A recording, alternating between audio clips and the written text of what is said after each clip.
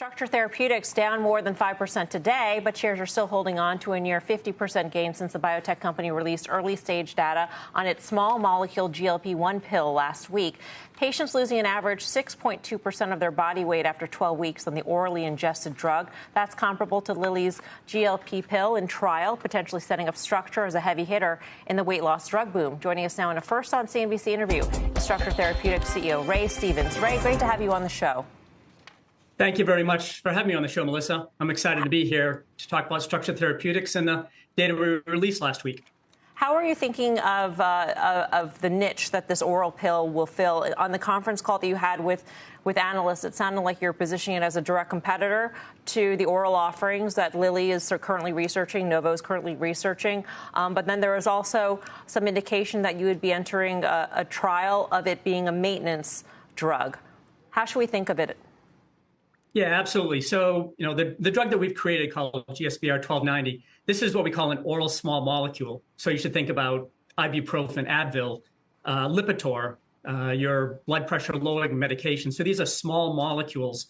And the reason why I emphasize that point is one of the advantages small molecules have is we have the ability to scale. So we can make enough material for more than 100 million people. Today, or in 2023, only 5 million people were able to get access in the United States alone.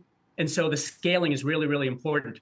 Secondly, in terms of positioning, we look at this as the data that we shared last week was between 6.2 and 6.9%. And so we think that is as competitive. And we had additional data that showed even better. So we think that we have a potentially best in class in terms of efficacy.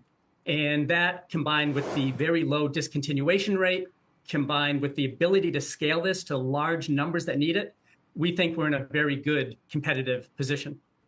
So will this be the drug that people will take initially to initiate that weight loss, in addition to potentially taking it to manage weight loss? Or are you thinking this is potentially, after people do the injectable, they use this as a maintenance drug? I'm just trying to think of how you're thinking of your total addressable market.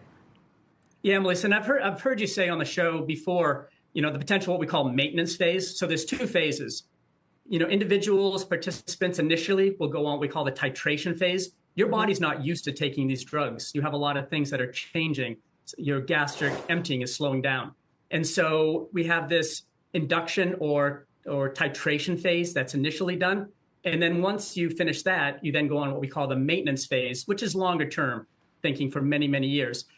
One obvious place that I've heard you mention before is the maintenance phase. And clearly, oral small molecules, an oral pill, our physicians tell us their patients, they want to get up in the morning, they want to take their pill, drink their coffee, and go to work. So it's very well suited for the maintenance phase. But we think primary physicians, they will also prefer just immediately going to the oral pill option. So really, both options exist. People that are already on, one of the injectables, they can stay on that. They've already gone through the titration, the induction phase, and they can go right on to the oral pill for maintenance. But those that are new, they might want to start right away on an oral pill. Mm-hmm. We heard from Lilly just yesterday that its phase 3 readout on its oral formulation will take place April 2025. That's what they're projecting right now. What is the next key date for your compound, and how quickly can you then get it to market? Yeah, it's a great question. So one of our next key data points is we'll be initiating our phase 2B study. This is a 300 participant study. We'll be initiating that in Q4 of this year with the data readout at the end of next year. So that's one key milestone.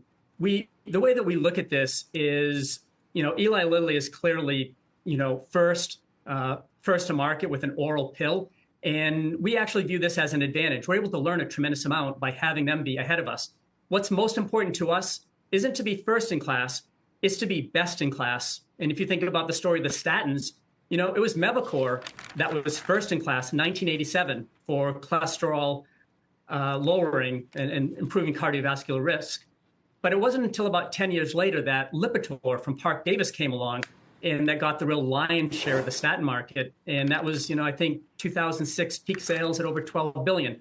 So we see ourselves as, we see the parallels with the statin story, only this is a much bigger market than the statins.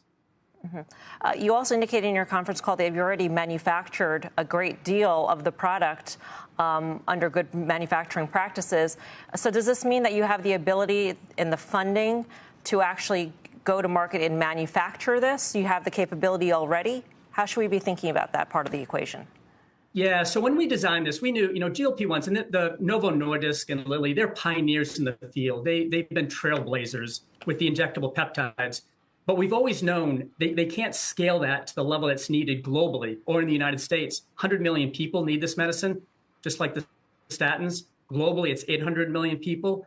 And so from the very beginning, when we designed the molecule, we thought about scalability. And so when we made the molecule, we had that front and center. With that in mind, we're able to scale up to, right now, we have the capability to go to 6,000 metric tons. That's enough material for more than 120 million patients today. And so we think that puts us in a good position for having multiple avenues. And that's not even talking about combination drugs. You hear a lot about GLP-1, GIP, right. GLP-1 amylin. We think that, GSBR 1290 or the GLP-1s, they're kind of the foundation, but they're almost certainly going to be used in combination with other drugs. So there'll be an even bigger need down the road. Last quick question, Ray. Are you for sale? Melissa, one thing that we've always said from the beginning, this market is just too big for us to commercialize ourselves. We know that. And what drives us, our passion, what we have above our kitchen sink in the office is making medicines accessible to all. And so commercialization, we know that we're going to need a partner for that. Right now, we're just focused on making sure that we can develop this drug as quickly, as efficiently, and safely as possible to get this to market. And then commercialization, we think we need a partner to really be most successful in accessibility.